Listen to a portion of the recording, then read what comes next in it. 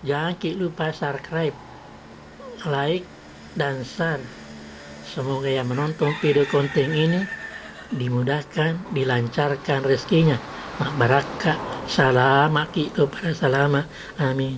Amin ya rabbal alamin.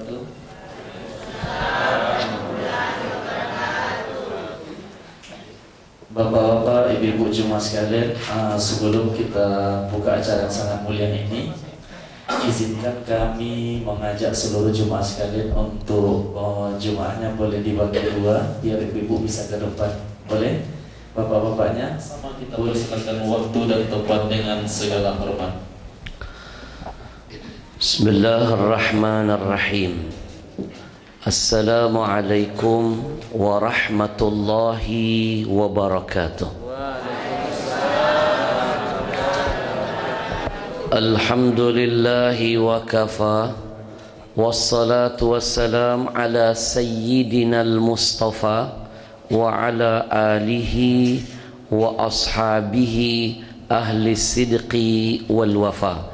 Allahumma salli wa sallim wa barik wa karrim wa azim ala sayyidina Muhammadin wa ala alihi wa ashabihi ajma'in, amma ba'du.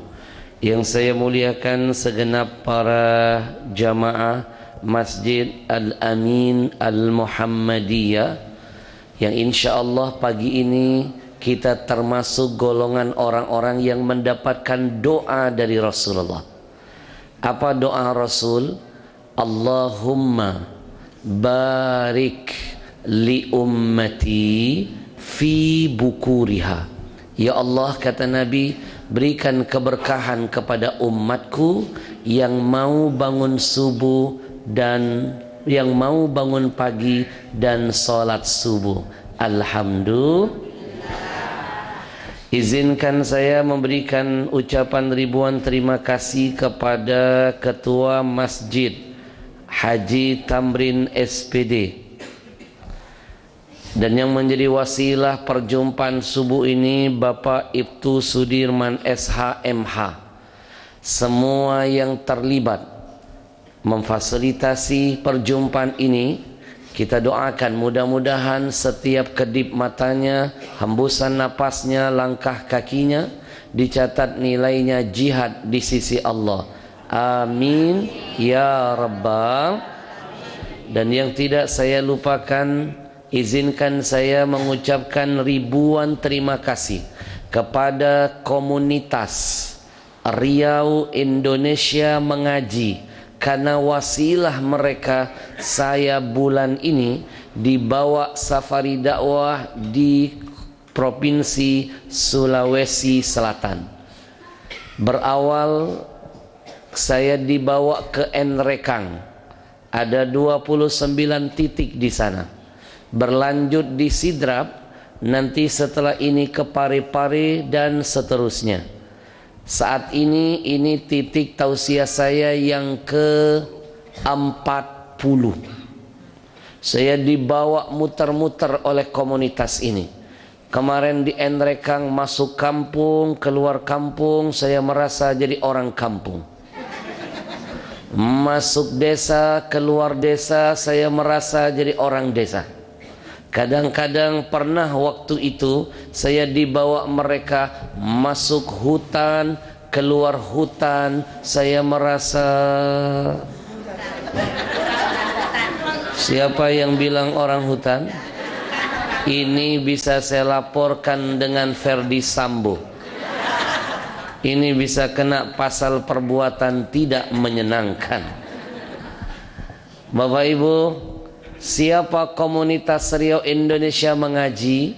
Mereka anak-anak muda yang sedang berjihad, berjuang, berusaha, ingin menyenangkan hatinya Rasulullah.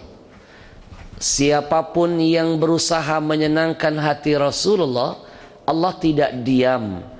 Allah senangkan dia nanti dunia dan akhiratnya. Bapak Ibu, memang komunitas ini memang anak-anak muda, tapi mantap jihadnya. Muda usianya, mantap jihadnya. di usia yang sangat muda mereka sudah berani menjadi sponsor acara dakwah. Lihat anak-anak muda yang lain, apa kerjaannya? Tawuran, narkoba, kebut-kebutan. Bagi bangsanya, bagi agamanya tidak ada gunanya.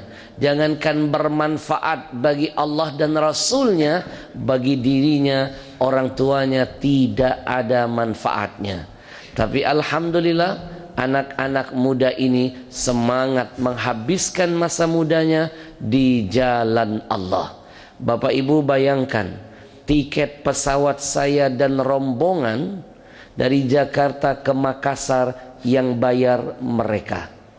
DKM Masjid tidak dibebankan sedikit pun. Saya kemana-mana keliling Indonesia tidak pernah sendirian.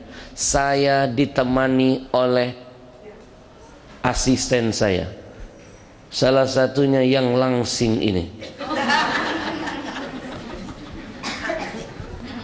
Jangan main-main, tiket sekarang mahal Pak. Asisten saya ini kalau naik pesawat biayanya dihitung 2 kursi.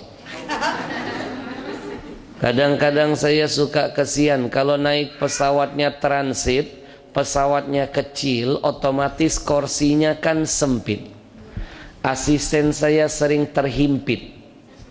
Tapi untung ada seorang pramugari. Dari jauh melihat asisten saya duduk terhimpit di kursi, pramugari mendekat dan menawarkan solusi. Apa kata pramugari? Abang, kalau seandainya abang susah duduk di kursi ini, izinkan kami menawarkan solusi untuk abang. Abang kami bagasikan saja. Ternyata asisten saya lebih cerdas dari pramugari. Dia jawab omongan pramugari dengan meminjam bahasa iklan rokok yang lagi ngetop di TV. Apa kata asisten saya? Solusi buat elo, masalah buat gue.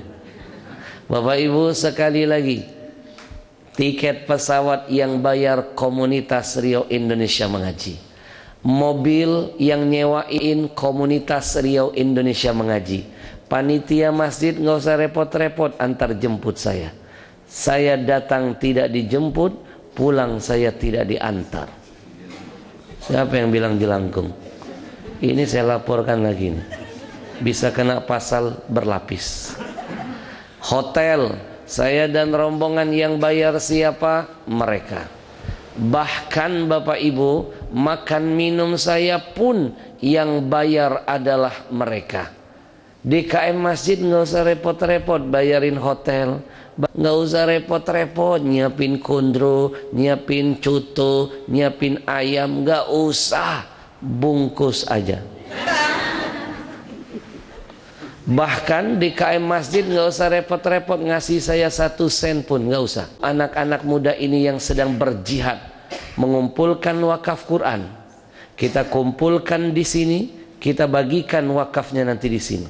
Mereka sekedar wasilah saja dari kita untuk kita, berkahnya menjaga kampung kita. Tongang, tongang, baru belajar saya. Tongang, tongang. Ayo, nikmat apa lagi yang sudah engkau dustakan? Fabi ayyi ala rabbikuma. Kalau seandainya masjid ini mengundang saya pribadi, mahal, yang mahal ongkosnya. Rugi betul yang nggak mau datang hari ini, rugi. Belum tentu sejarah ini akan terulang kedua kali. Belum tentu bisa mendengar ceramah saya live begini. Mungkin selama ini Bapak Ibu cuma nonton saya di TV, kan sering lihat ibu dari TV. Rugi betul yang nggak mau datang hari ini, rugi. Maka saya ingatkan pesan ulama untuk semuanya, kalau kebaikan bisa dilakukan hari ini, jangan katakan besok. Belum tentu besok umurmu panjang kebaikan bisa diulang. Kalaupun umur panjang, belum jaminan badan disehatkan Allah. Sehat itu nikmat terbesar kedua setelah iman. Kalau sehat bisa beribadah, bisa bekerja, bisa berbuat segala-galanya. Dan kita akan tahu sehat itu mahal ketika sudah sakit. Tangan? Tangan. Bu, hari ini saya ajak semuanya, berikan infak yang terbaik, kita semangati, kita bantu komunitas ini. Jangan biarkan mereka berjuang sendiri. Kalau kita nggak bisa jadi orang baik, ayo kita membantu kebaikan yang dilakukan orang baik tersebar. Kalau kita nggak bisa jadi anak-anak muda ini, paling tidak ayo nanam saham akhirat bersama mereka. Insya Allah lahir dari anak cucu kita kelak, siapa tahu ada yang jadi ulama, ada yang jadi pejuang-pejuang agama yang akan terus mengalirkan amal kebaikan buat kita di alam barzah sampai hari kiamat. Man dalla ala khairin falahu mithlu ajri fa'ilihi. Kata Nabi, siapapun yang ikut andil dalam semua kebaikan, maka dia sama seperti pelaku kebaikan.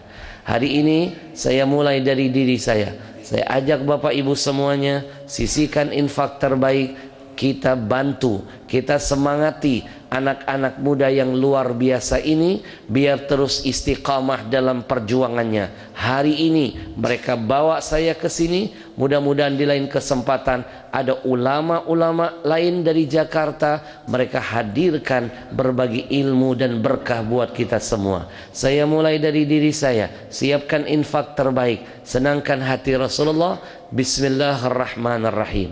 Kita iringi dengan salawat. Sallallahu ala Muhammad.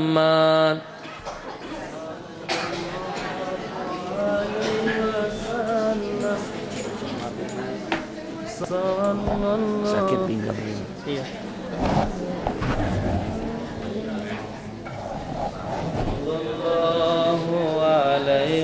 Sallallahu ala Muhammad. Sallallahu alaihi wasallam. Sallallahu ala Muhammad. Sallallahu. Kita doakan yang berinfak, Allah berkahi hartanya, amin. Allah berkahi usahanya, amin.